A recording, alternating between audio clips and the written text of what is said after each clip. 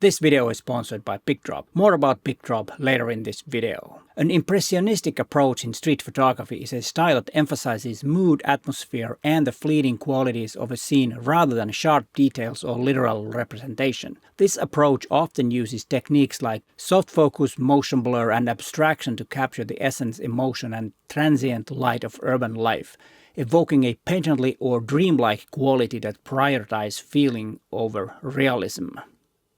Hi, it's Peter here, and let's get right into the business. Impressionistic approach challenges the traditional approach to street photography. We usually want sharp and clear images. Impressionistic is just the opposite, as you heard from the definition that I wrote, that I was talking about in the beginning of this video. And some say that street photography should be objective, that photographer photographs what he or she sees. But in impressionistic approach, and this is why it challenges the traditional method, is that photographer photographs what he or she feels. And that's the key difference. And I think feeling and emotions are as important as the literal story that many of us like to make in our street photographs. And of course the tradition comes from Henri Cartier-Bresson and his decisive moment and the approach that the classical street photographers had. And impressionistic challenges this. But this is of course a little bit of a debate. Can artistic approach and street photography kind of be together? And I did make a video about that dilemma and that controversy that's been going on for years. You can watch that video after this. I will put it in the end screen and in the description a link so that you can watch that and see for yourself and what you think about that.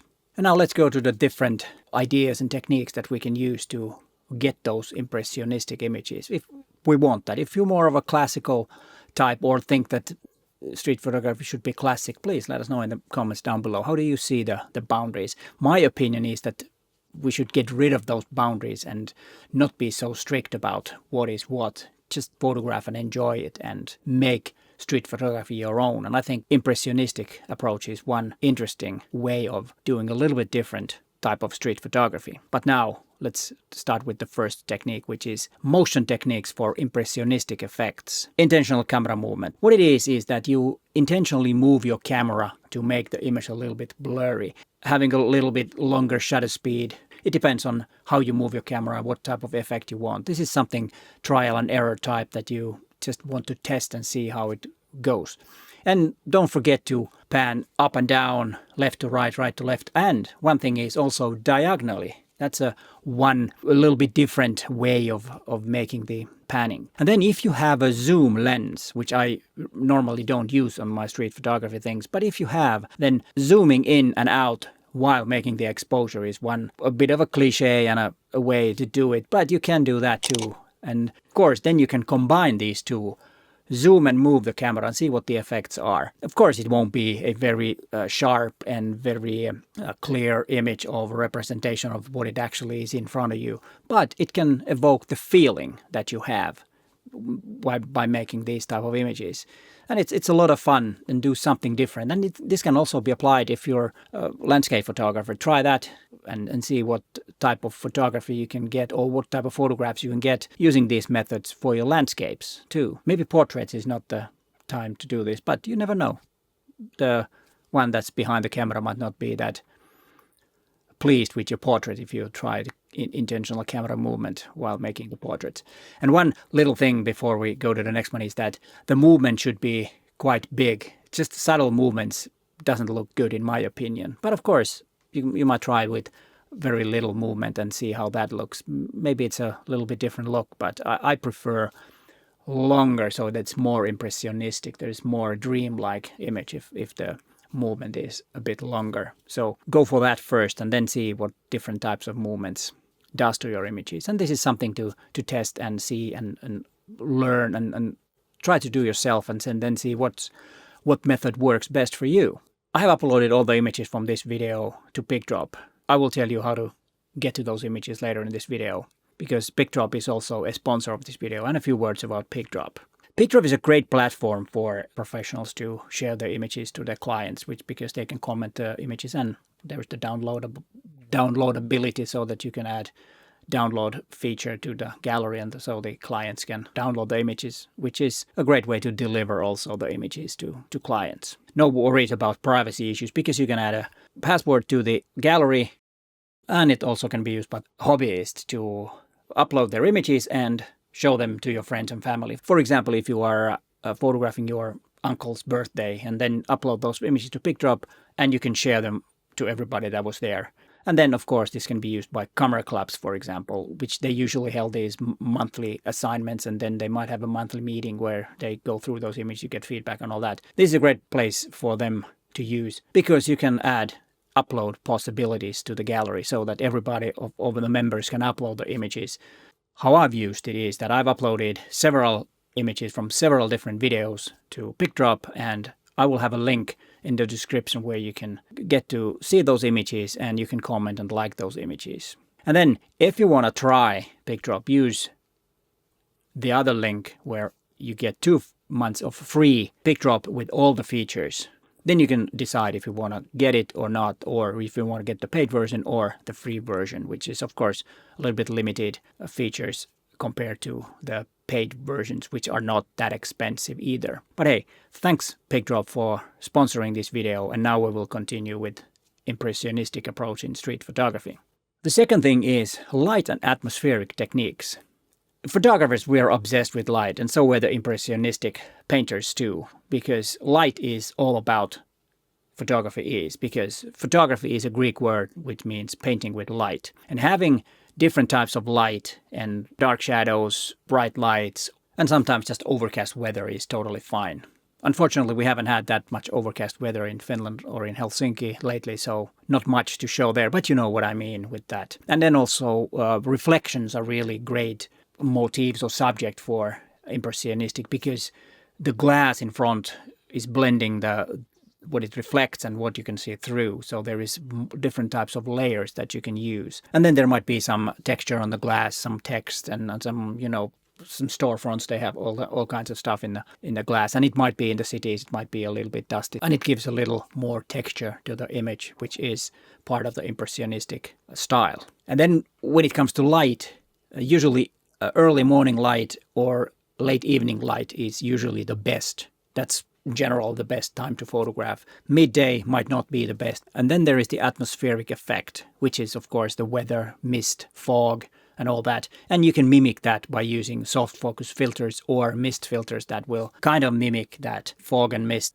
But here in Finland, especially in Helsinki, fog is not that present during summertime. But later in the summer, August and September, the morning fog is something that you should try and photograph. There is some rain almost every place in the world, and that's a good time. But right after rain is probably the best, when the glasses have water and that, and can give you a really nice painterly feeling to your image. And that's something that's also a part of the reflection thing. If you have some water in the glass, that's a great time to photograph through glass.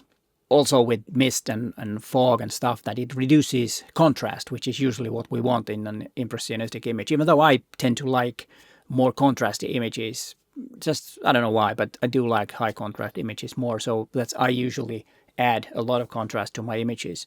But sometimes a low contrast image might be a better option for impressionistic approach. And this is something that I need to play around with a little bit more, because for some reason I just like high contrast images a lot more than low contrast images. Bold colors are quite good. It doesn't have to be bold, but colors anyways, because it can be subtle, little pastel tones of colors or stuff like that. I tend to like more striking colors than subtle, less desaturated colors. But of course, that's up to you. Which one do you like? Do you like subtle colors or really saturated colors? The composition. And usually in street photography, we have, or I at least, tend to have quite tight crops. But in impressionistic, we might have a little bit looser composition so that we see more. Also, breaking the rules is one thing that impressionistic approach usually, or is good in impressionistic approaches. So don't be too strict with the rules, with rule of thirds, golden ratios and symmetry on that. Try to break that. I think that's a general advice to most of us, that we are too keen on the rules and trying to make that perfect composition. But breaking that a little bit might get you a more interesting image. And that also applies here in impressionistic approach. So try that. Loosen up your mind with your compositions. Impressionistic is all about the mood and not a technical perfect image. And then what you could do is also selective focus, which in this part means that try to use a wider aperture to hide the background with some big color patches in the background or light that is the bokeh stuff. That usually is part of Impressionistic. And that's also something that I don't tend to do. I used to stop down in street photography. And that's why I find this technique to be really interesting. And this is something that I've tried during this practice also, because when I do these videos, it's also a practice for myself to challenge my routines, to challenge my ways of thinking. That's why I like to make these type of videos where I talk about something that is opposite that I usually do, even though I have applied quite a lot of impressionistic approaches to my images when I've photographed quite a lot of reflections lately. That is part of that. But still, to add something more and experiment. And I think that's the most fascinating thing in photography. And that's how we get better, when we challenge ourselves and our own way of thinking. That's the biggest thing that we can improve in most of cases, because challenging yourself is, of course, something that we need to do in order to be better, whatever we do. And then post-processing is a big part of photography, and Impressionistic approach is no different from that. Add texture overlays to your images. Play around with different types of textures. You can photograph a brick wall and play around with the opacity of that layer. You can photograph anything, ground, whatever you want to photograph, and see how that looks. And then, of course, you can mask and paint out some of the stuff, and it's endless possibilities. But don't get into the loophole of image editing too much, because of course you want to make those images. If you don't make images, you don't have anything to edit. But that's one way of doing it. And then multiple exposure is something. Most modern digital cameras have the multiple exposure feature that you can play around with, and some even have so that you can see the overlay, the previous photograph that you use as an overlay. And in some cameras you don't even have to have those consecutively, but you can pick the image, the overlay image that you will blend with the other image from the memory card. So you might have a lot more options. And this can be done in camera, or of course you can do this in post if you want. Sometimes it's nice to play around with camera multiple exposure feature rather than playing around with the computer. But, on a rainy day when you don't want to go out, or for some other reasons you can't go out, playing around with images on your computer can be a lot of fun.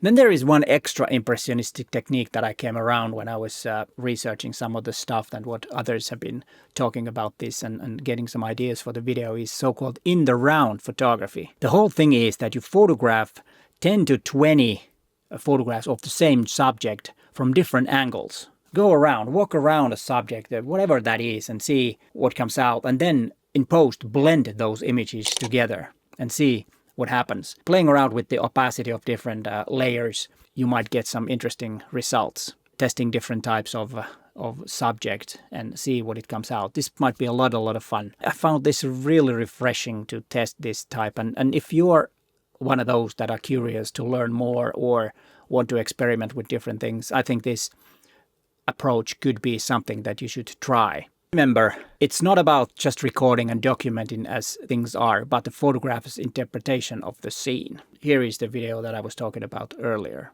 But hey, thanks for watching, and bye for now.